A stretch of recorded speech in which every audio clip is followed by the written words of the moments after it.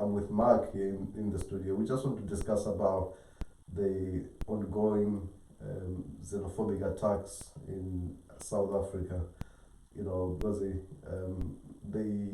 what's happening there, it has raised concerns to many people who are in the diaspora, because most of us, we have left our countries, come into these countries to seek for the future for our kids, ourselves, and so when you go to these countries like where we are, you expect to be treated with respect, and you're expected to contribute fully. So what's happening in South Africa is shocking. True.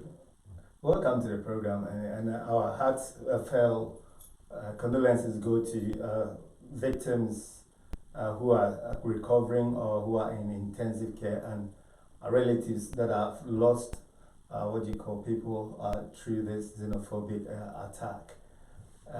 Like you're saying, many people travel to other countries for various reasons. I know some are greener pastures, the promise of milk and honey in the land. Others also by curiosity. Sometimes a friend has been, he just wants to. You could imagine there are a few people who traveled who were, let's say, okay where they were. Yeah. They were picking up, they were developing maybe their own business. But then curiosity, and that is human nature. Every time you feel that what you have is not enough, and there is a brighter light somewhere. So you feel you are in the dark. So people travel for various reasons, but at least humanly speaking, when you are a visitor, that is where, or you are somebody new to the land, people who you come and meet should make you feel comfortable or safe. You see, so if the local people rather turn their back against you, then it's very. I'm wondering how the people will sleep in the night, because your houses can come and be burned.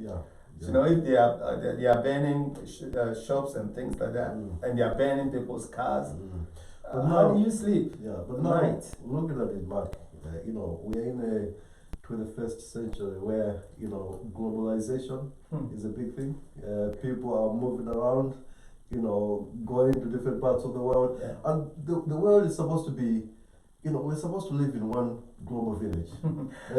But what is it that is causing some other people to feel like, no, people are coming to get our jobs, people are coming to, what is it? What you said is an interesting story that I was discussing with somebody, and I asked the question: did civilization really happened? Like you're saying, even in the days, the medieval times, and the time that men live in caves, they were able, without understanding each other's language, use symbols to work together. To deal with their territories. So two different tribes will settle maybe in a particular forest. They're all hunting with spear, but they cannot speak. But it got to a time when they see another person, they put their spear down and raise their hand, or when they see them collecting shrubs, that's where this symbol came, that the police say hands up. It means my hands, I don't have any weapon. And from that, they started working together, and they were able to dominate all these wild animals in the cave or in the forest. You see, so human beings have worked together very well to deal with or to dominate the environment. But look at weapons, like you have tested the army. Look at the various dangerous weapons that are used to kill human beings. You see, so civilization brings with it crime as well, highly calculated crimes, sophisticated crimes. And I mean, it's become the survival of the fittest. Each race feel they are under attack. Americans feel that they are under attack. All the films that they do, sometimes they feel some aliens are planning to attack them. What if we are attacked this way? They're always on the edge. So when a political leader comes in and says we want our country back or American first, people who have got same sentiments and that fear, already they've got that fear there. It's being shown in movies, okay, they latch onto it, and it goes like fire. So everybody's trying to save. But if you look at like that globalization, there's a lot of hypocrisy that goes also with it. So we all pretending, oh, we are working together, but everybody is arming themselves. Everybody is stockpiling weapons that can, in case. So there's sort of anticipation about another third world war, which is starting with trade wars with China and American trade wars and steel industry and import and export. So politically, it's happening there. And you see, so I asked myself, did civilization really happened? Mark, now the most interesting thing is if you look around the world now, you're looking at America. You've got right wing, President Trump, populist. And then you look at some other parts of the world. We've seen in France, we had a party there under the Le Pen. It was also more popular, and most of the ideology that these kind of politicians are bringing is about reclaiming their land. We want to make America great again. We want to make our country great. We want this and that. Don't you think that this is also fueling some of the things which are going on in Africa at the moment? It can, because we are all human beings. It comes to the time when you feel empty. You look around, there are loads of foreigners. When I moved to Clayton, you can sit on the bus and it can be only 3 or 4 people. The rest are white. But now if you sit on the bus, to go to town, it's like you're in African or Ghana or in Nigeria or South Africa. So if you're a white local person and you're hearing all these people on the mobile phones, and we the Africans, we like to talk on mobile phones. Today somebody was sat behind me throughout the journey speaking, and my ears. If I get a call on the bus, I tell the person I'm on the bus, I will call you back. I don't, because it's private conversation. But so it creates a bit of panic, and you think, where are all these people from? So you just need one person who will stand, and if the person has got an influential position, to say something. And it triggers it. Okay, it happens between Ghanaians and Nigerians. When Nigerian was in Ghana, a government came and said they should all come and re-register. All aliens, it passed alien law where if you're not registered, you'll be deported. Then it get to time, you deported them, and people were jubilating. Some people got free houses because the people cannot take their houses away. And the coin turned, or the tables turned. Ghana's economy went down, and Nigeria was very up. That's the time they used to call Naira power, the oil thing. So they were expanding and they needed more labor. So Ghanaians also migrated. And another person came and said, the Ghanaians are taking over. All these Ghanaians, they also drive us away. Some people who couldn't swim when the ship came, some fell into some people's shops were ransacked, beaten up. So it is there. But you need an effective intercultural relations link, racial relations, whatever you call it, in the local. Bring everybody on board. You see, people who have migrated try to understand the type of their culture. They also try to understand the tradition and respect the history and everything there. But if you get foreigners trying to be themselves, just like they will be in Ghana, people always question it because it becomes strange to the people who you have come to settle. Because that's not the way they do their things.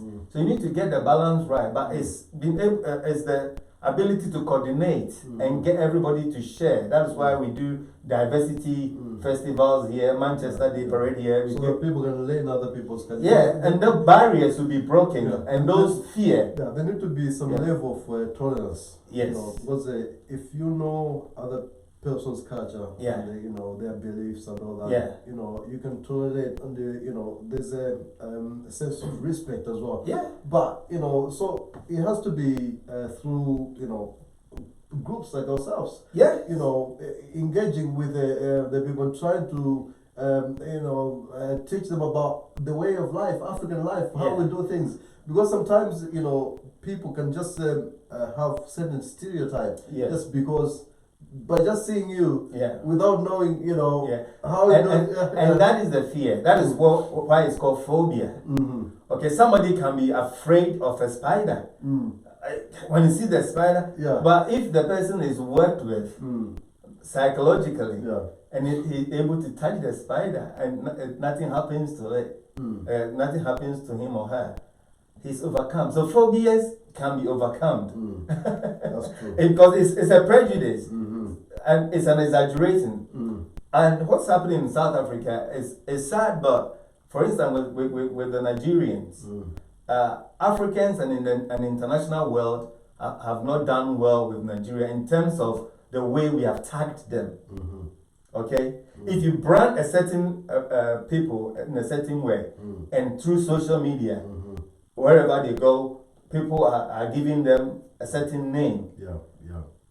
As soon as they're trying to settle in another community and somebody is able to pick maybe a negative article written by somebody about Nigerians or an incident that happened that involved Nigerians internationally, already the seed is already there. So straight, they won't even. So there's that kind of stigma. We have created that stigma, both Africans and Europeans. But crime is crime.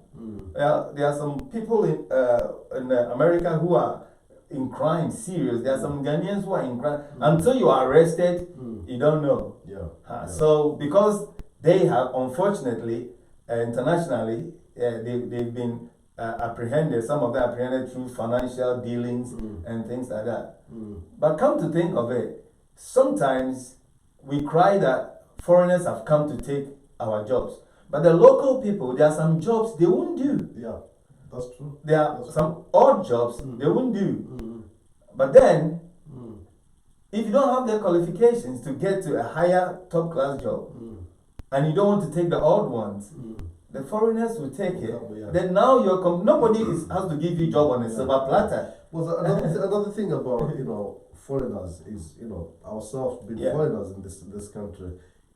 Most of the time what you do is you look around and you're seeing that, okay, if I come here, which area can I easily get? Can I easily, be successful? So you're aiming, to start from somewhere, at the bottom.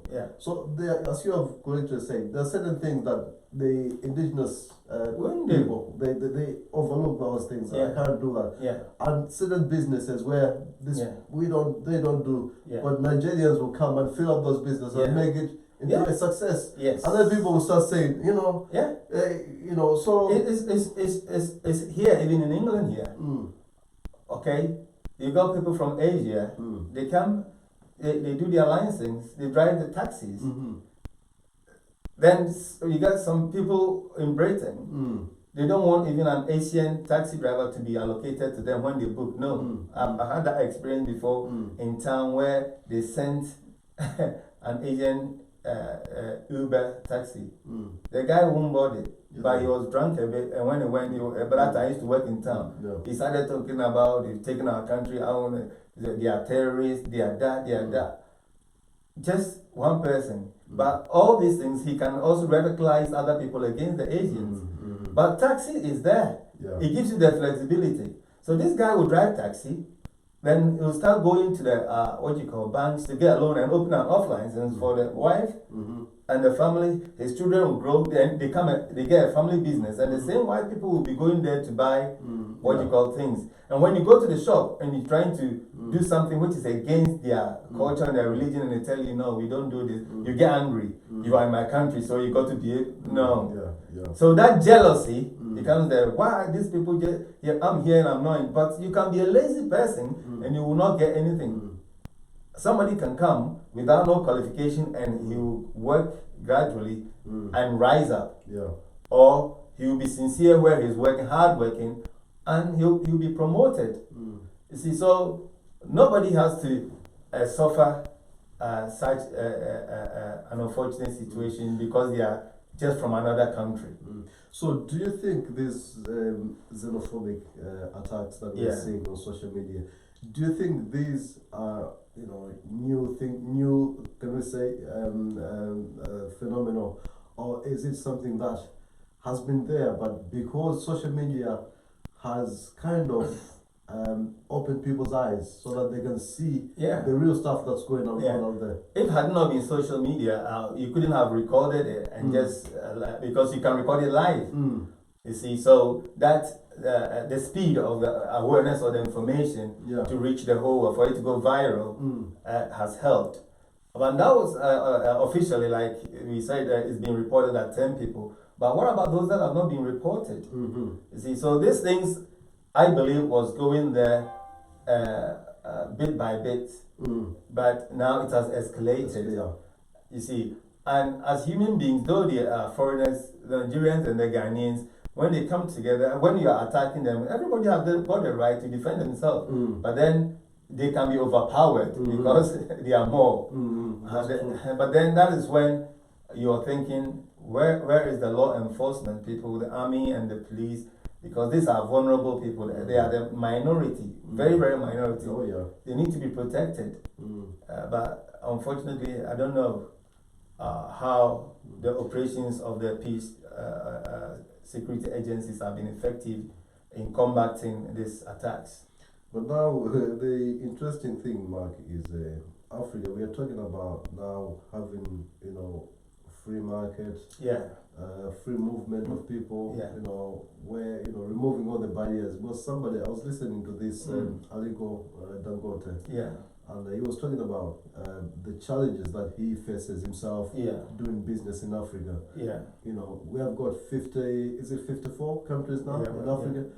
But now, if you're a business person, you want to do business in Africa, you have to kind of get restriction in each and every country where you have to have passport checks and all that. And Africa is only a continent that if people are free to move and do business everywhere, the economy can thrive. So looking at this kind of things that we are seeing in South Africa, do you think that will be achievable? It's not a good sign. It's not a good sign. That's why I was expecting the AU to condemn it. That's why I'm expecting the AU to arrange some, like we take soldiers to go and do peacekeeping in Lebanon. And this is happening right under our nose. The African peace force have to go there quickly. You see, it's not only when a president is being overthrown and everything a dictator. If South African soldiers and the police cannot handle it and they need backups or support, AU should contribute money to make sure citizens of other countries are safe there. If it will take a military intervention in that sense, you see. But I don't know. But who would like to go and invest then? Because now ShopRite, like somebody showed on WhatsApp, ShopRite in Nigeria is bent. ShopRite, they've got some in Ghana. We've got ShopRite now as well. So if Malawians feel like maybe connected to Ghanaians or they are sympathizing with Nigerians, that ShopRite will also be bent down. Which is not a good sign for Africa. It's not. And at the time, because we were talking about growth. When anybody is, when you do the international business, the Pestel module, you look at the political situation, the environment, the social, technology, the economy and the legislation. So all this Pestel. So security and the social life of the people, you won't go and invest in a country where there's no stability. Because one thing you want as a business person, you want a conducive environment for you to do business. That's why when there are clashes like that, or where there are some personnel are targeted, people move their embassies and say, no, come home, it's not safe. All right. And what is really upsetting fellow Africans is that these are the same people that some Africans even died in fighting for their liberation under the apartheid regime. And Ghana, we had an international hostel for South Africans to live there, even benefited from our universities free, like scholarships for them because of apartheid. We felt they didn't have a chance. So for them to get knowledge, they were given free access to come and study. Then how they paying back? So it's like the fight that people like Mandela, you know, and his colleagues did. Was just in vain. Because we're going round. That's right. Where we started. Where we're supposed to be moving forward. And looking at South Africa, it's one of the biggest economy in Africa. Alongside Nigeria. And now we've got these two countries. Being at rivalry. When it comes to their own citizens, being in each other's country. So I think something need to be done because these two countries need to be a model immediately. In terms of how other countries. And Ghanaians have gone to South Africa a lot. It became the recent craze that people were recruiting people there to go and work. And we've got South African banks in Ghana as well. You see, but like I said, it's a fear, and it takes an anarchist or an alarmist to make a negative. And even it happens in our local, in our own countries. Look at what happened in Rwanda. Okay, the same people, just Tutsis and Hutus, but they couldn't work together until over 500,000 or a million people, you see, died. You see, because somebody was afraid and said, wow, if we are not careful, our very existence, these people will wipe us out. Anybody, when you tell them that, straight away, your defensive system kicks in. You see, it's called, what do you call, self-preservation. You see, self-preservation. Everybody has got that. When you are afraid, you need to protect your life. So what is fear or fight or flight, they call it.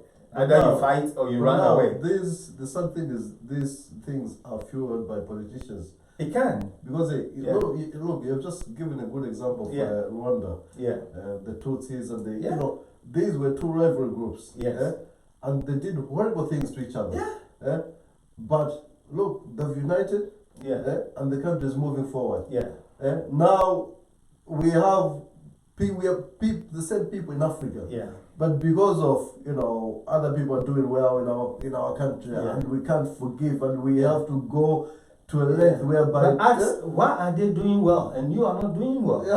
If I'm a South African, I'll work in a Nigerian business place and look at their business module and see how I can come out with my own. It's just being creative and innovative because you've got advantage in terms of even the purpose. Because maybe let's say if you're from a particular place in South Africa and you're able to get a business module to compete with the Nigerian, your people will patronize your goods because it's easy for them to identify with you. And as I said, self-preservation comes in.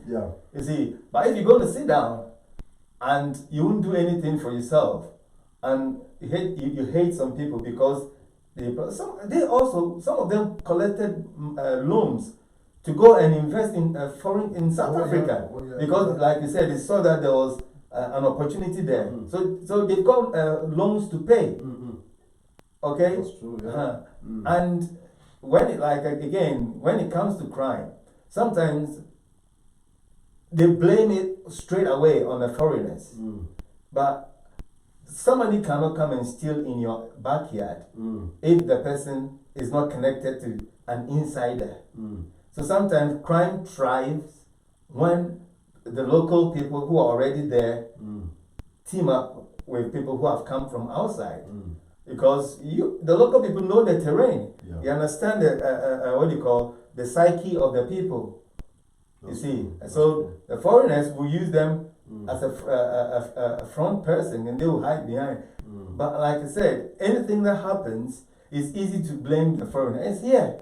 Like Nigel Farage, we want our country back. And they used immigration for the elections. And it turned out that the same immigrants are the ones who are building this country. Check how much universities collect a year from foreign students. Yeah. About 60 billion pounds for international students.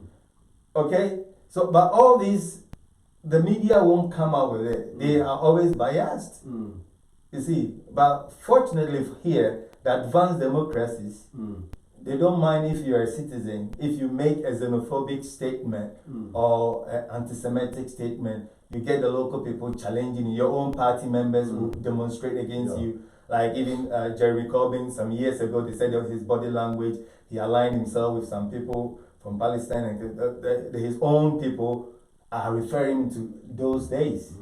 You see, so you'll be challenged. But in Africa, somebody using for politics and his own people will keep quiet. It's only maybe the opposition. You see, so the ability to challenge wrongdoing when our own people. So you need some.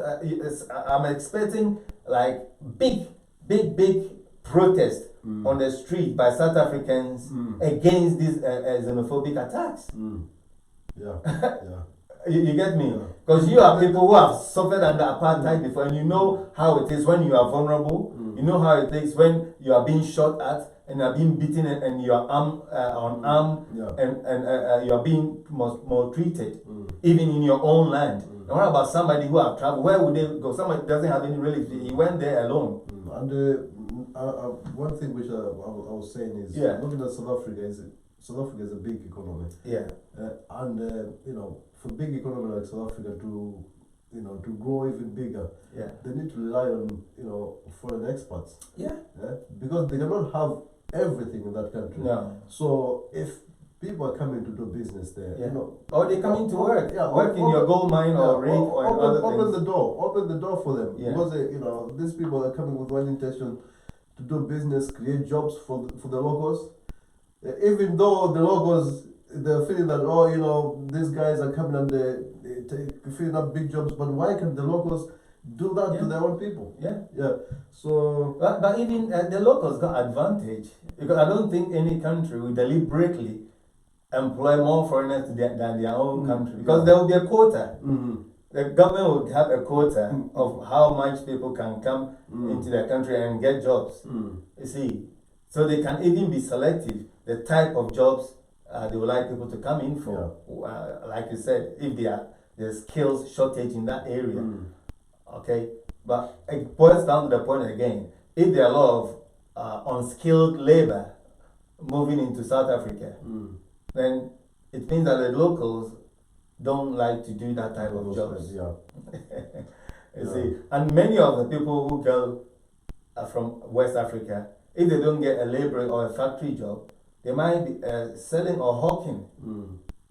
You see, trading and maybe squatting or bunch into a house, maybe 10 of them high in one room, and so they might not have even very good working conditions or life. But then, because that suspicion is there and that stigma is there, and somebody is fooling and creating that fear, it escalates. But the most worrying thing is people within South Africa are saying that there's no jobs for them in the country, because you've got a lot of, I think, youth unemployment in South Africa is high. But if you look at young people who are coming from other countries, Malawi, Zimbabwe, when they go in South Africa, straight away they're getting something to do. So what is it? what is it that you say there's no job, but a foreigner is able to come? So that means the locals, they are very selective. Yes. There's things they say that we can't do that. We can't do that. And the foreigners, when they come, they want to survive. So whatever is on the table, they pick it. So I think we have to blame ourselves, but it's not good for Africa, and it's not painting a good picture, considering that South Africa is one of the biggest economies in Africa, and they're supposed to be a role model when it comes to they've gone through apartheid, they've gone through a lot of things. They're supposed to be a country that we can look at and say, look at South Africa. Because they've done well, because they've held 2 World Cups, the African Cup of Nations, Olympic Games, Rugby World Cup and things like that, because they've got the facilities and the infrastructure. So people go there and do businesses. I know bankers and insurance companies going there to be trained, and they go back to Ghana. Even when you're doing DNA in Ghana, sometimes they don't trust our own when they send it all the way to South Africa, which is giving them money as well, because that will be paid. And look at the millions of people doing DNA, because it's part of requirements to get a family visa. You see, so the foreigners that you're talking, they're working there and they're being taxed. For you, the local, to benefit, because that the taxes are used to develop your local area. But you yourself are not contributing, and you're sitting down and saying there's no job. So that's the question. If there are no jobs, how does the foreigners survive? When they go there, did they go stealing people's money? Did they go killing people and robbing them? No. See, so that is what I'm saying. You can live in you can be sitting on gold and be hungry. So that's what Bob Marley said. You see, in abundance of water, the fool is still thirsty. So, but like I said, human nature, we always want somebody to blame. It happens in this country, in Britain. We always want somebody to blame for our own failures. Yeah, so anyway, that was what we wanted to discuss. I was looking at social media and I was like, wow, it's sad that to see that the same Africa and being this, where we are at the moment, where the countries are talking about advancement, technological advancement, free trade, free movement. It's not good. And then Africa, some big countries that we look up in Africa, taking us backwards. It's not good. So, something needs to be done, and this needs to be addressed. And, we look up to African Union. And like you're saying, it might not be the whole of South Africa, but a few people can fuel this, and that's why they need to be clamped on. People who are putting things, hatred, messages against foreigners in South Africa. The police need to track them down. Okay. Well, there might be organized groups. Yeah, but this guy in Britain here, because this something Robinson. The Britain First. Is it Britain? Yeah, Britain First. It used to be the English Defence League, and something like that. Yeah, they said no. They went to court. Well, some of the messages that he's sending out there, they're toxic. Very toxic. Very toxic, and he's reaching out to a very angry group of people who So he's wakening up the demon in them. Because they have seen that there are people who feel like the system has failed, in their on their own way, and these people, they can't get jobs, not because there are no jobs, but because they don't want to get jobs. They just want to get freebies. Why can't we get this? Because there's too much population. If the population wasn't big, but population grows. Even if foreigners were not coming here, people are growing. Giving the elderly people are retiring. You need more labor to get in. But you want us to bring our money here for university, but then you don't want us to go get good jobs here. You might not pay the amount that a foreigner will pay. So if a foreigner pays and again does well, gets first class or get 2.1 or 2.2, and they give him a good job, and you've been here and you won't upgrade yourself and go to education, go and seek education and climb the economic ladder, don't start blaming. And look at the sort of barriers that is against foreigners. You go to for a loan, you won't get. You want a mortgage, you won't get, because you've not lived on a particular address for a long time. You see, so we work extra hard. I know for people in this country, in Britain, here doing 3 jobs just to get and all is even minimum wage or below minimum wage. And people don't realize this because as you have said, for somebody who is a foreigner, even to get into your uni, you need to pay a lot of money. That's right. But someone who is here, you can get a loan, you can get and they pay less and pay even less. Yes. But they don't want to do that. No. And then when you see the person who is working hard, thriving to feed his family, and then is doing well, and then you're complaining that, oh, you know, they're coming here to get our jobs, they're coming. So, you know, there need to be a level of tolerance. Yes. And one thing is people need to understand other people's culture. Yeah. Because, you know, once you understand your friends are bringing their culture, you kind of know how you're going to... It's a shock. It's a cultural shock that the West Africans alone were there. And all of a sudden, a group of people. But we got even the Indians who have opened big restaurants, big shops in South Africa. Why are they not being attacked? You see, that is what I said. Africans and the international world media has not helped Nigerians because of the kind of tagging we've put on them. You see, so it's easy for somebody to explore that negative tagging. All right, because like I'm saying, we've got loads of Indians and Lebanese and other foreigners with big supermarkets and restaurants and businesses in South Africa. Why are they not being attacked? Like the way, yes.